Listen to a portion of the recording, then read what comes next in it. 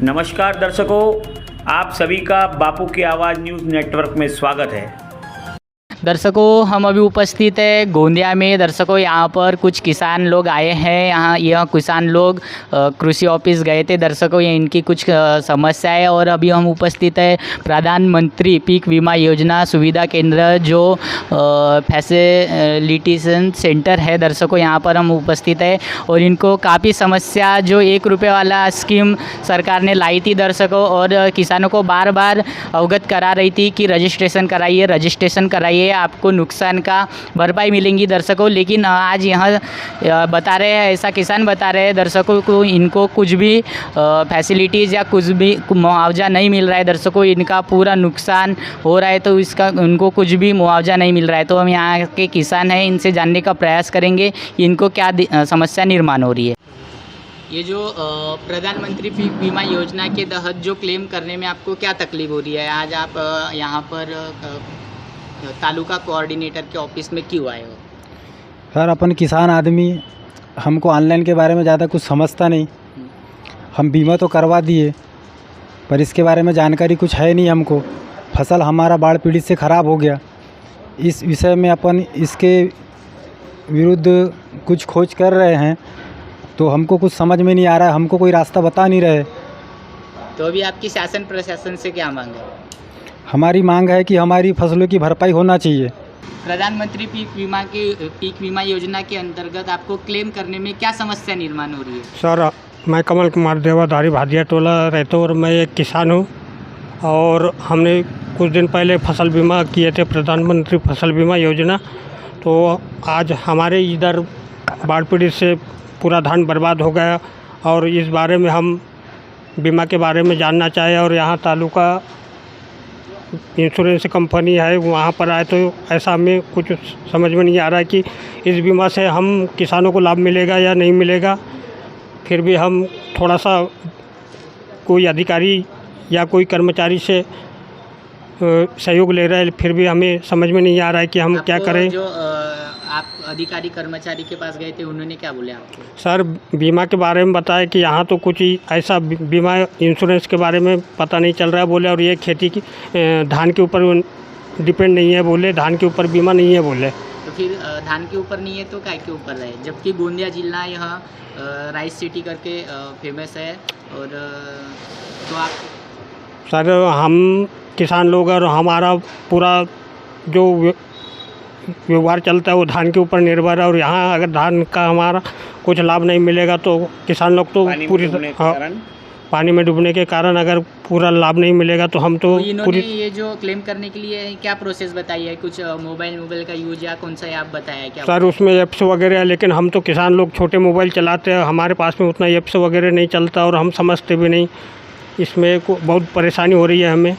तो आपके पास कौन सा फ़ोन है? अभी मोबाइल नहीं है क्या? मोबाइल है सर, लेकिन छोटा मोबाइल है, इससे कुछ ऐप्स वगैरह नहीं आता। तो अभी आपकी शासन प्रशासन से क्या मांग है? शासन प्रशासन से यही मांग है कि हमारी जो नुकसान हुई है उसमें हमें भरपूर सहयोग मिलना चाहिए और हमारा व्यवहार, आर्थिक व्यवहार दुरुस्त हो, बीमे की राशि प्राप्त हो, हमारा क्लेम मिले और हमें जितना हमने बीमा किया उसका भरपूर हमें लाभ मिले किसान भाइयों को, और हमारा भरपूर लाभ मिले सर। को यहाँ पर हमारे साथ कई किसान उपस्थित है और वह आज अखिल भारतीय बापू युवा संगठन के केंद्रीय अध्यक्ष योगेश अग्रवाल इनके तक आए हैं कि उनको इस बीमा का कुछ लाभ नहीं मिल रहा है। तो हम इनसे जानने का प्रयास करेंगे कि इनका क्या कहना है। क्या बताओगे, आपके पास यह जो किसान आए हैं ये आपके पास क्या समस्या लेकर आए?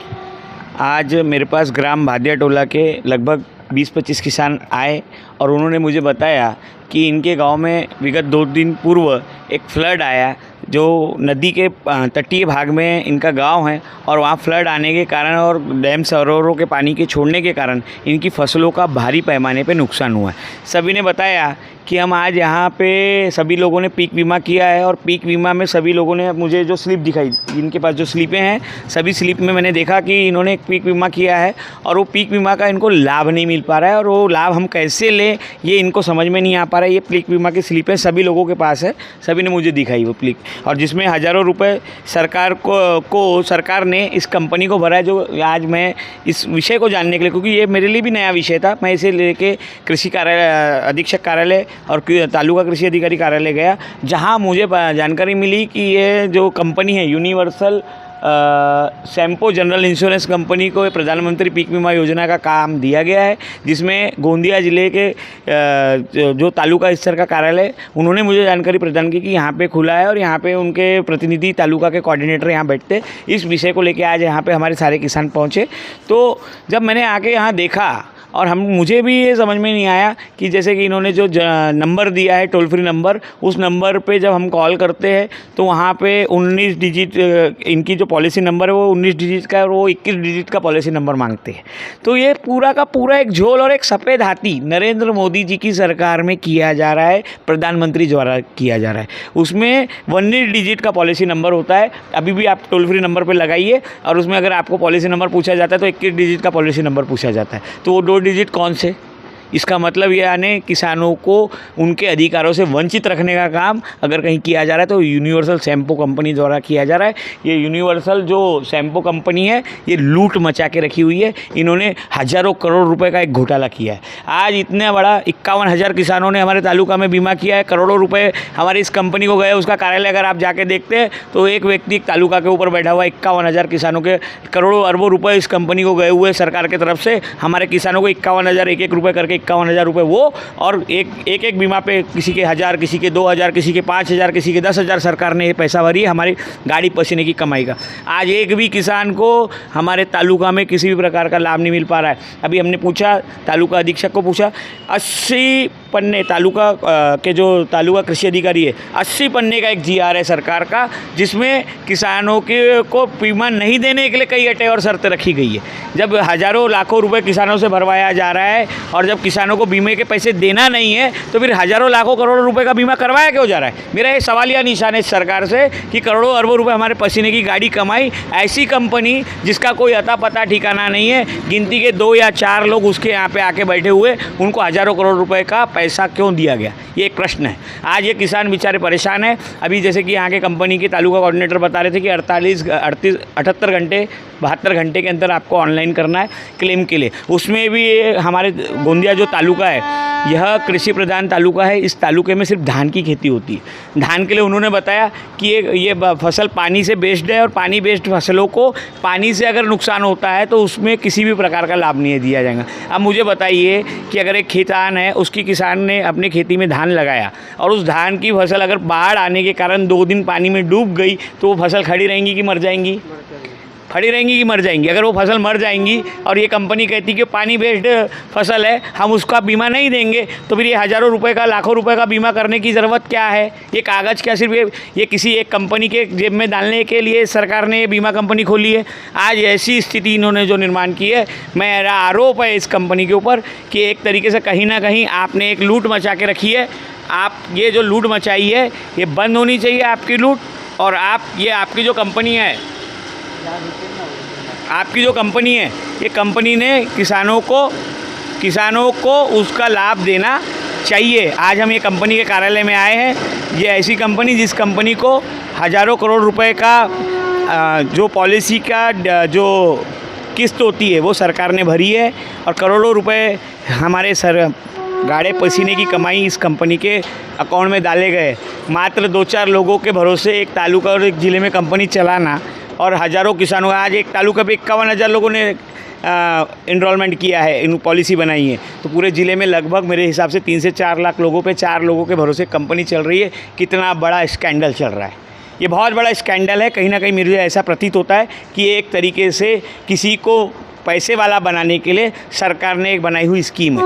किसानों को लूट मचाओ, किसानों के जेब का पैसा निकालो, किसानों के नाम से पैसा निकालो और एक किसी व्यक्ति विशेष को लाभ पहुंचाने का काम किया जा रहा है। ये मात्र सफ़ेद हाथी है। ये मेरा मानना है कि ये इंश्योरेंस कंपनी प्रधानमंत्री पीक बीमा योजना ये सफ़ेद हाथी है। ये कुछ नहीं है, एक सफ़ेद हाथी है, सिर्फ पैसा निकालने की एक स्कीम है। किसी को कोई लाभ नहीं मिल रहा है। ये एक बहुत बड़ा मेरा मेरा कहना है कि आज यहाँ इतने सारे किसान आए हुए, अभी तक के हम यहाँ बैठे रहे, सिर्फ 2 किसानों का बड़ी मुश्किल से ऑनलाइन हुआ है। 1 घंटे से 2 किसान ऑनलाइन करते हैं, उसके बावजूद तालुका कोऑर्डिनेटर नहीं कर पा रहे। कई चीज़ें उनको नहीं समझ में आ रही। जब इतनी जटिल प्रक्रिया करने की ज़रूरत क्या है? अगर किसानों को नुकसान हुआ है, उसका लाभ देना है, तो आपको इतनी जटिल प्रक्रिया नहीं करनी थी, एक आसान प्रक्रिया कर देनी थी। पर आपने एक इतनी जटिल प्रक्रिया की, 80-80 पन्ने का GR बनाया। इसका ये सिद्धांत हो रहा है कि यह साबित हो रहा है कि कहीं भी आप किसानों को लाभ देना नहीं चाहते। आपकी सोच सिर्फ इतनी है कि ये पैसा कैसे तो भी जनता का पैसा बाहर निकाला जाए और किसी एक व्यक्ति विशेष को एक लाभान्वित किया जाए। ये मेरा आरोप है, क्योंकि ये बहुत बड़ी एक सफ़ेद हाथी के रूप में प्रक्रिया चल रही है। ये हज़ारों किसानों के साथ लूट है, हमारे देश के किसानों के साथ छलावा है।